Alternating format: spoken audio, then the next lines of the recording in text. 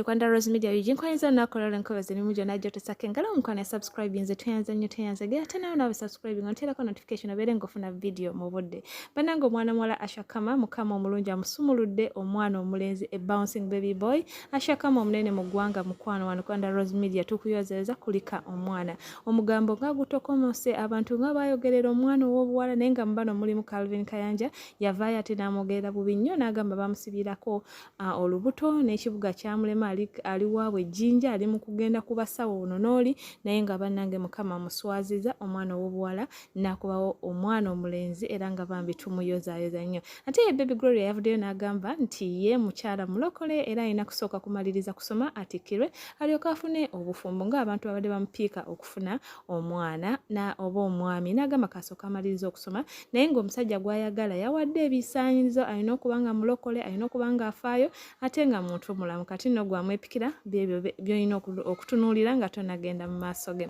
kakati nate ye Fullfigure bavudde ne bamukolako makeup banange nanyuma naliitirira n'agamba alinga kyakulya buli amulaba amwegomba era n'akawanga mulabo agambye nti nno asinga ne mwana muwala Rema Namakula obulungi wabula alina ensonga zakonyeko ku mawanga gano agazze mu ggwanga nga galina olukiiko olwawamu n'agamba enteekateeka teyabadde nnungi n'akuba ebituli mu gavumenti ne baminisita bye baakoze ng'okugoba ababodaboda ku nguudo okugala ebizimbe by'abantu nga tewali nteekateeka nnungamu ate ne basaba bannayuganda mbu babeere nga basanyuka nga baba smiling ogenda kuba olaba nga bw'alambisa ensonga ezo ez'olukiiko tabamiruka olwabaddewo olw'ebitaagenze bulungi wabula ate Juliana bannanga baana ba NUP okuva lwe bamulumba ng'ayogedde ku nsonga za Pastor Bujingo bambi avuddeyo n'atangaaza ebintu bingi n'agamba naye y'omu ku banyigibwa mu nsi eno mu Uganda buli omu nga bwali ffenna tuli kyekimu n'agamba okugeza nga ye yatwala omwana w'e Kenya lwakubanga ebikola tebyaliwo mu ddwaliro ng'omusawo bwe yamugamba kati kino kitegeeza naye anyigibwa wamu wabula ate tekitegeeza nti alina kubeera wa NUP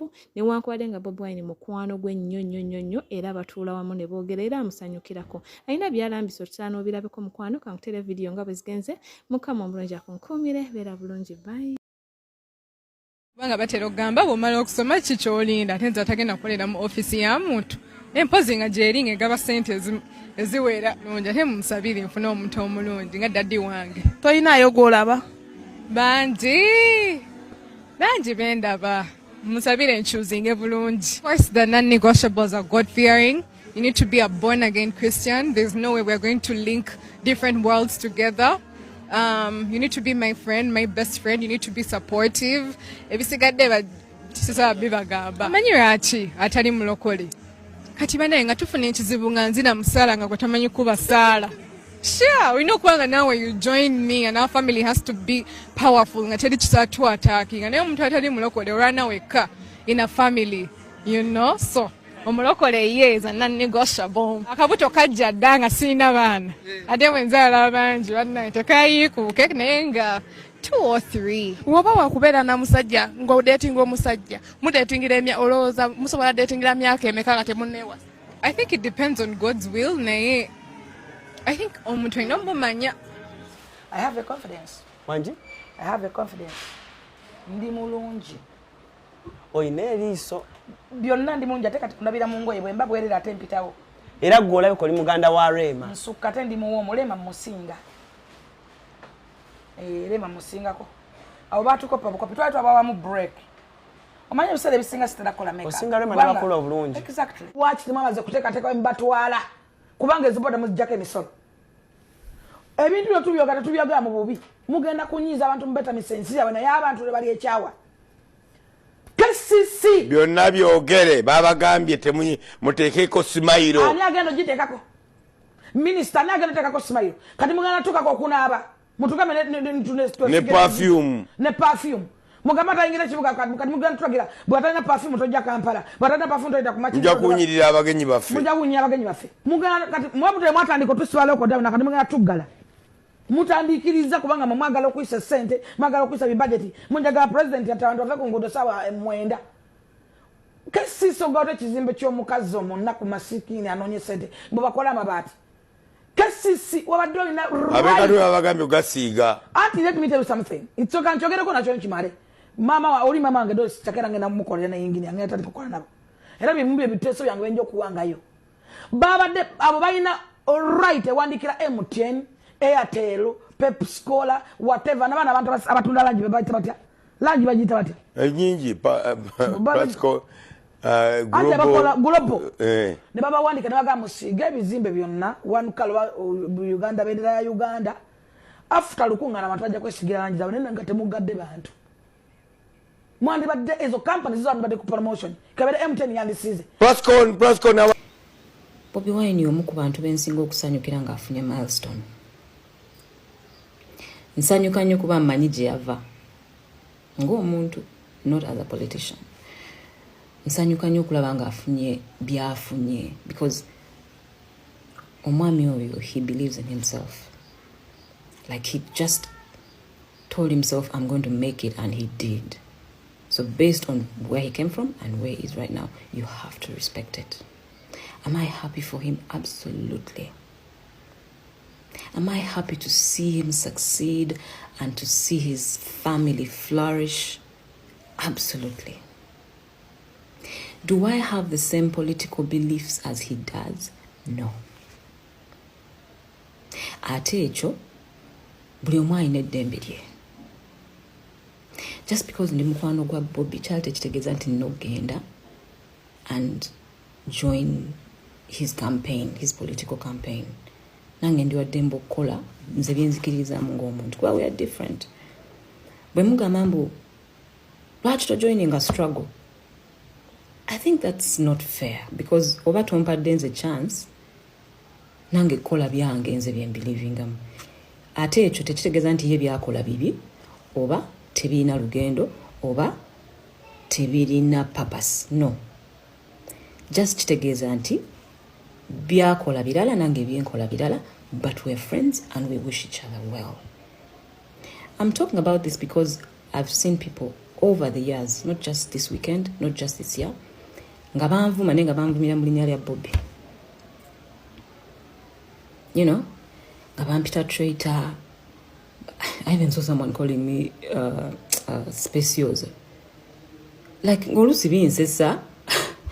I'm like, whatever, man. Nga out of respect for Bobby, nga ambiri ignoring nga sagala kwega kubifuula nsonga.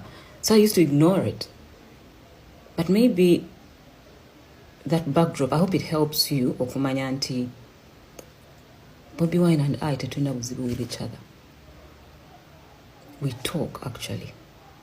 So I don't know why you guys have a problem with our friendship and how I should express my friendship with him. Or the other way around. Like, I don't need to come here to prove to you how much of a friend I am to Bobby. Because he knows it. You get?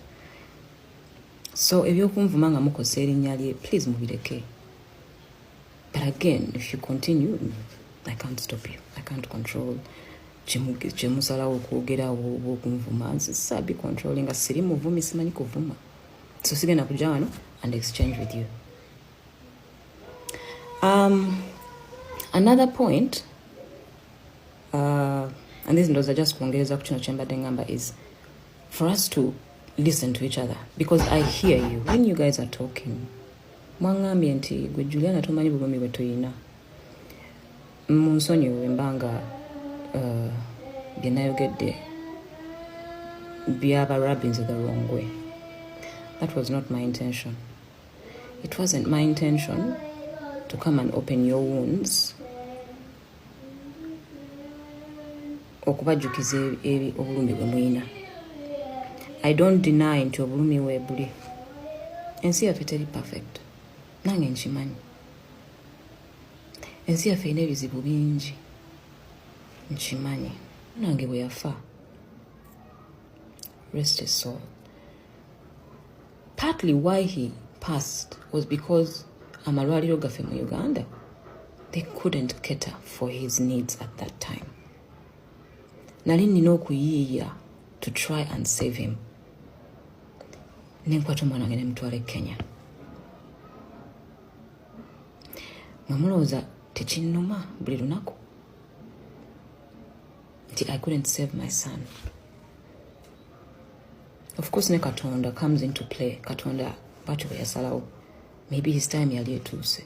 But I also know nti bwe nali ngende Kenya omusawo wange wano Dr. w'omwana wange ensonga gye yampa ng'atuweereza Kenya yaŋŋamba we do not have the facilities that can help your son in Uganda. Please take him to Kenya. I'm not going to go into the pain I have as a parent. You know, I'm not going to do that because that's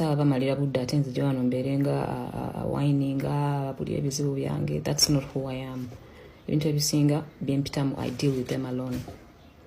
Nayenga nange till today. Because I know until maybe they could have saved him. But they were unable to. So yakola buli kyasobola naye ng'ebisingawo obusobozi tabulina. Neera nebaza ne Mukama nti yansobozesa omutwala mu ddwaliro eddala kubanga waliwo abatafuna na chance eyo. Banji. You know? So the least I can say is at least he didn't die in so much pain. Maybe one day I'll tell you how he passed.